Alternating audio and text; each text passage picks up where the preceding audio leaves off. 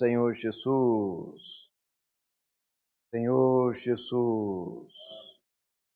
Senhor, obrigado, Senhor, por mais essa oportunidade de estarmos juntos, podermos desfrutar da Tua palavra. Senhor, que nós possamos ser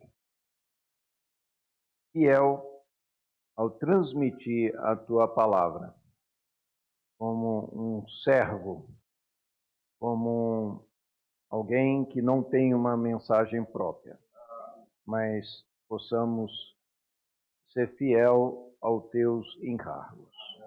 Em nome de Jesus. Amém, Senhor.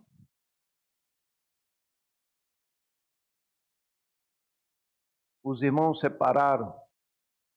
Nós acabamos de partir o pão. O pão estava duro.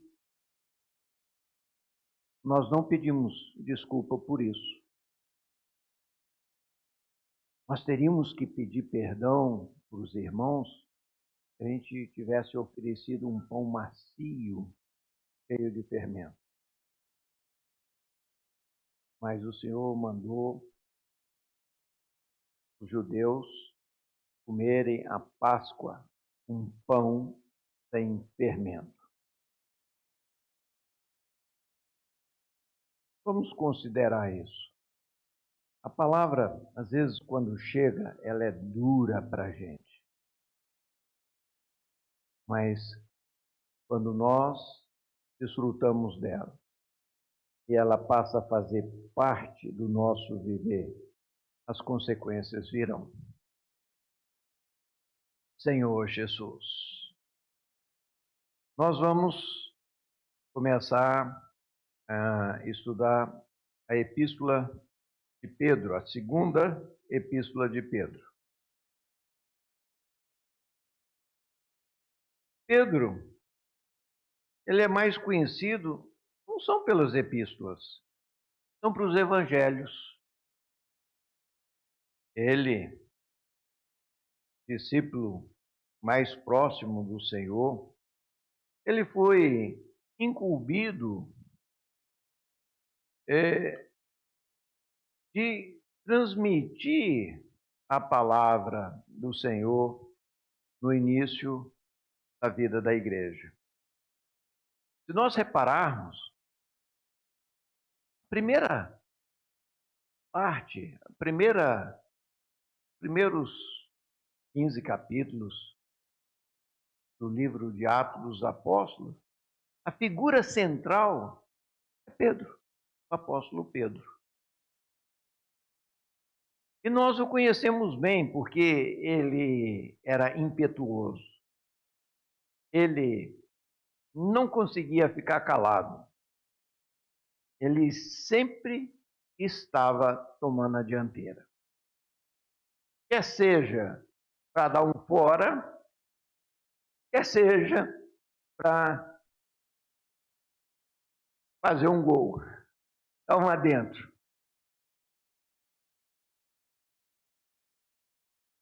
Mas é interessante, irmãos, a gente nunca vê Pedro se justificando. Todas as vezes que ele dava um fora, a gente não vê Pedro se justificando. E às vezes o Senhor pegava pesado, falava, arreda Satanás. Você não está cogitando as coisas de Deus, e sim as dos homens. Você não vê Pedro se justificando. Mas nós chegamos em meados do livro de Atos dos Apóstolos. Nós vemos que Pedro como que sai de cena. E quem entra no lugar? O apóstolo Paulo. Por quê? Pedro, ele tinha uma bagagem religiosa muito grande. Ele foi fiel em pregar o evangelho na casa de Cornélio. Mas ele também foi muito influenciado pela a sua formação judaica. E ele chegou ao ponto de dissimular. Lá em Antioquia, isso é narrado na carta aos Gálatas, a gente vê claramente que ele estava lá. Antioquia era uma igreja de gentios, não de judeus. Ele estava comendo entre os gentios. Mas quando chegaram alguns judeus lá de Jerusalém, aí ele tremeu nas bases e ele se afastou dos gentios. O apóstolo Paulo precisou repreendê-lo publicamente. E qual a atitude de Pedro? Será que Pedro levantou e falou: ó, muito antes de você ser apóstolo, eu já era apóstolo? Não. Pedro não falou nada.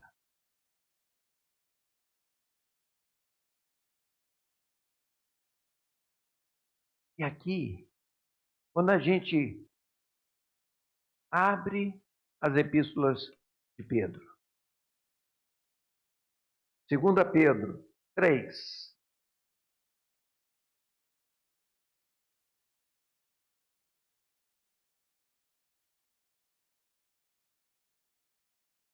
olha só o que Pedro fala do apóstolo Paulo. Pedro, vamos ver o 15, 3,15. E tende por salvação a longanimidade do nosso Senhor, como igualmente o nosso amado irmão Paulo vos escreveu, segundo a sabedoria que lhe foi dada, ao falar acerca desses assuntos, como de fato costuma fazer em todas as suas epístolas, nas quais há certas coisas difíceis de entender, e os ignorantes e instáveis deturpam, como também deturpam as demais escrituras para a própria destruição deles. Isso aqui é escrito referindo-se a uma pessoa que tem rancor, que eu tenho amargura. Não. Aqui ele fala ao nosso amado irmão Paulo.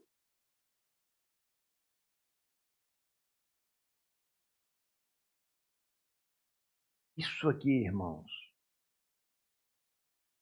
foram escritos próximo ao martírio de Pedro. Talvez por volta de 68, por aí.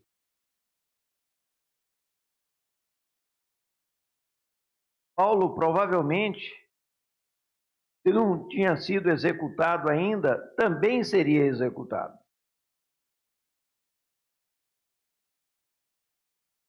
Aqui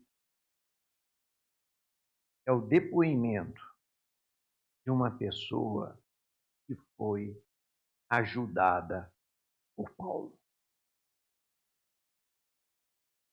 Aqui é uma pessoa que é serva do Senhor. Então vamos começar. 1 Pedro, desculpa, É 2 Pedro, né?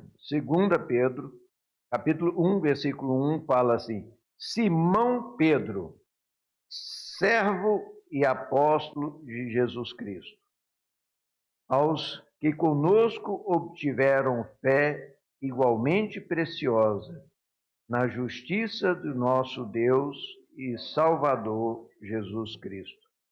Graça e paz vos sejam multiplicadas no pleno conhecimento de Deus e de Jesus nosso Senhor. Lembra? Quando o Senhor Jesus é apresentado a Pedro, ele muda o nome de Pedro. O nome original de Pedro é Simão, filho de Jonas. E o Senhor fala: agora você vai ser chamado também de Pedro.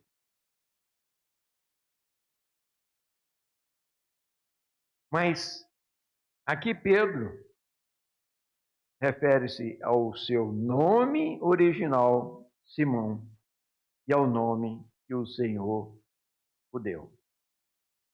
Simão Pedro, servo, que é mesmo para servo é o mesmo que escravo, e apóstolo é enviado.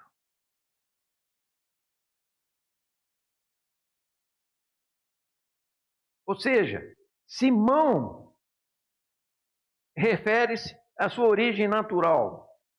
Pedro, o seu nome transformado. Servo é aquele que é um escravo do Senhor, é o enviado de Jesus Cristo. Aos que conosco obtiveram fé igualmente preciosa. Essa palavra obtiveram é muito interessante. O irmão Pedro Dong até usou as passagens de Josué, onde as 12 tribos de Israel obtiveram a sua herança. Mas o que isso tem a ver com a nossa fé? Obtiveram fé igualmente preciosa. Nós, quando cremos, nós obtemos uma fé igualmente preciosa. E aqui eu quero levar os irmãos para a roça agora. Certamente vocês já ouviram a expressão: fulano tem tantos alqueires de terra. O que é a medida de alqueire? É uma medida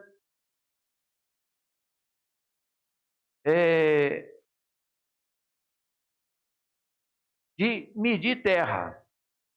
São 100 braças por 100 braças. Quanto é uma braça? 2,20. Então, são 220 metros por 220 metros. Ou seja, 4,84 hectares. O que é um hectare? São 100 metros por 100 metros. Então, alqueire é uma medida diária, não é isso? Originalmente, não. Alqueire é uma medida volumétrica. E aí, em cada região, era estabelecido o alqueire. Ou seja, qual a área necessária para encher de milho, grãos de milho, aquela medida volumétrica. Então, a região, uma das regiões mais férteis do Brasil, onde tem bastante derramamento basáltico, terras de origem vulcânica, é o estado de São Paulo. O alqueire lá é a metade do nosso alqueire geométrico. O alqueire mineiro é considerado o alqueire geométrico, 4,84 hectares. Mas nas regiões da Bahia, onde chove menos, fertilidade não tão boa, lá o alqueire é 4 vezes o nosso. Aqui, a gente é acostumado a falar quantos alqueires. Aí, como nós estamos muito perto da Bahia, a pessoa, alqueirinho ou alqueirão? Um alqueire baiano, um alqueirão, são 4 mineiros. E, por sua vez, 8 alqueires paulistas. O que eu quero? Por que eu estou falando disso tudo? Não é uma aula de topografia? Nós, assim como os judeus, receberam porções de terra.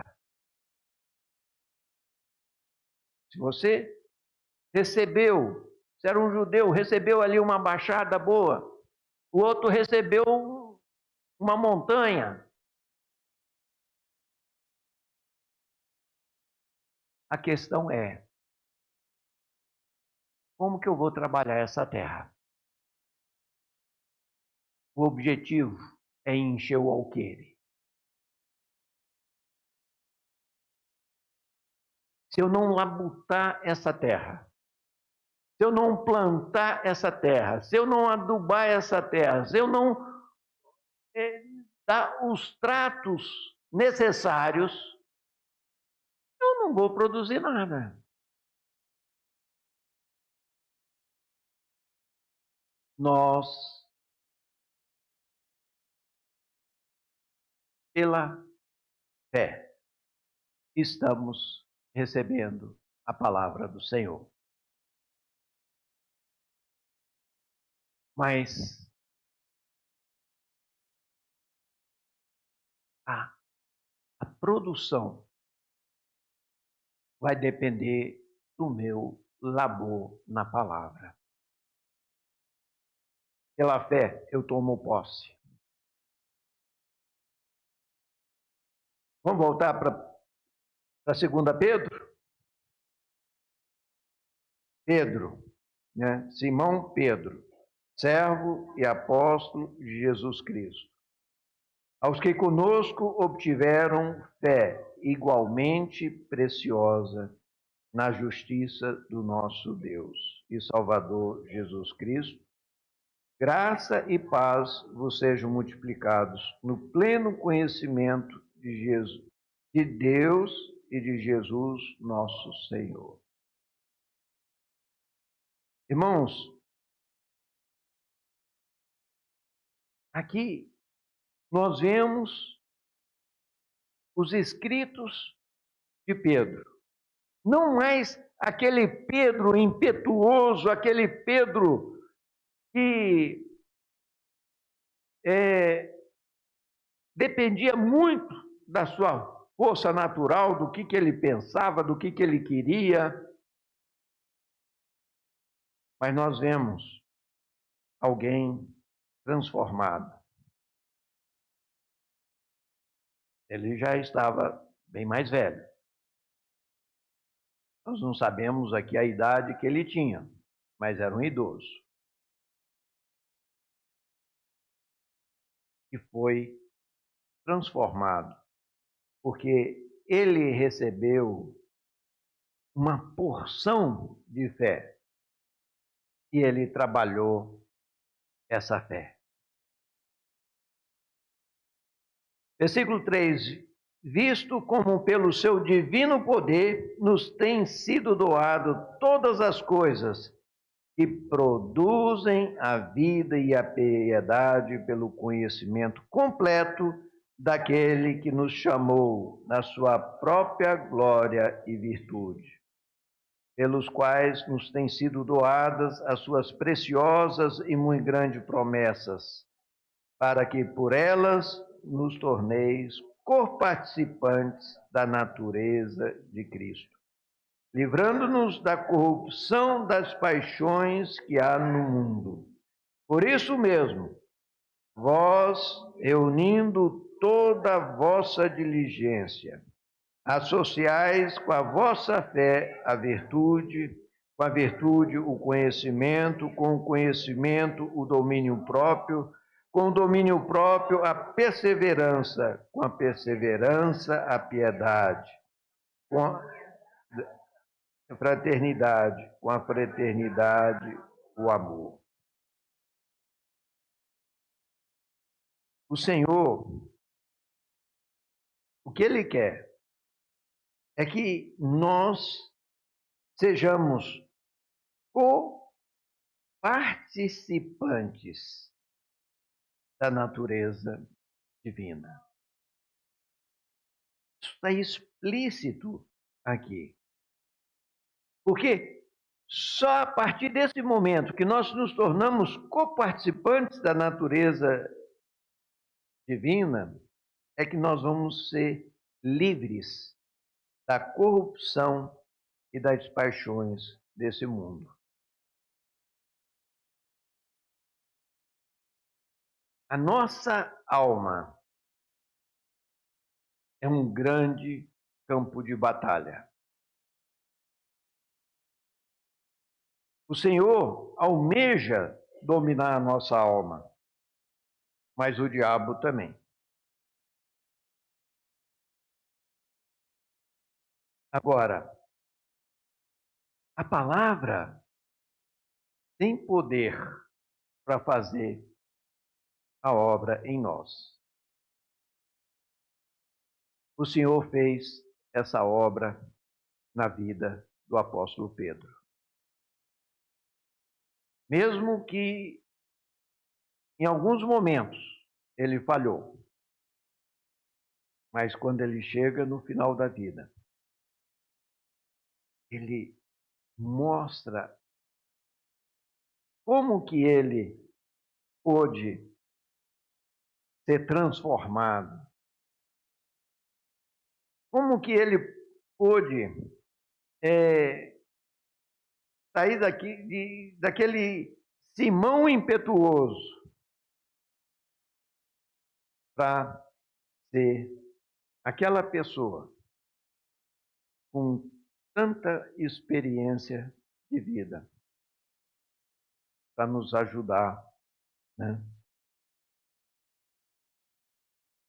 E ele fala, olha, o segredo está aí, nós já recebemos a nossa terra. Essa terra é Cristo. Essa terra é a palavra que o Senhor está nos dando. Agora, ela precisa florescer. Ela precisa produzir. Não adianta ter uma terra se você não planta nada nela. Ela vai ser infrutífera. Não vai encher o alqueire. O alqueire vai ficar vazio. O Senhor hoje, Ele anela que nós sejamos coparticipantes da natureza divina. E o caminho que Ele nos dá é fazer isso por meio da fé. A fé é tomar posse da palavra. Amém?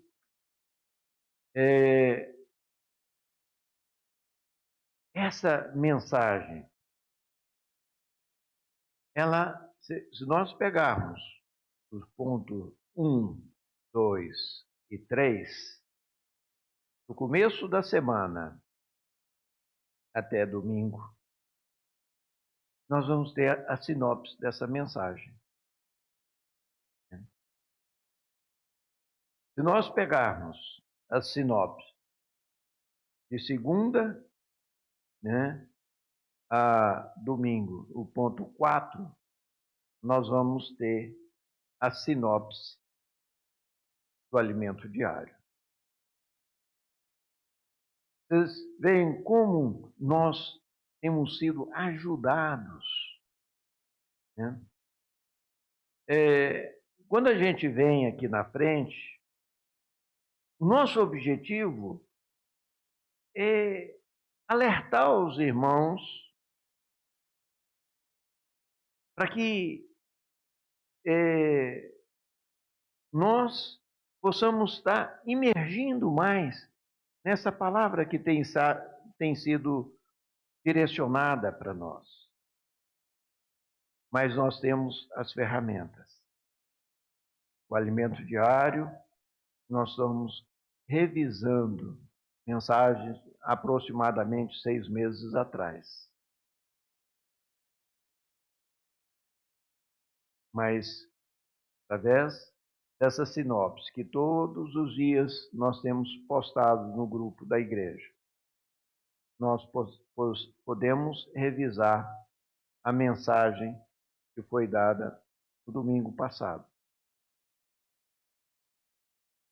Mas hoje vai ser dado às 19 horas, e a gente tem procurado postar no grupo da igreja a mensagem que nós vamos estar ruminando durante toda a semana que vem. Então, vamos procurar. Talvez eu tenha um compromisso às 19 horas e não possa acompanhar, mas ela fica gravada lá no YouTube. Por exemplo, essa semana, na quinta-feira, eu tinha uma aula. Eu não pude acompanhar em tempo real a live de quinta-feira. Mas sexta-feira eu pude estar ouvindo aquela live para ganhar os encargos. Que nós possamos usar as ferramentas que o Senhor tem nos dado. Eu falei do canivete, é uma ferramenta. O Senhor tem nos dado muitas ferramentas. Essas ferramentas têm um objetivo: nos introduzir no corpo de Cristo, para que nós, como igreja, possamos trazer o Senhor de volta.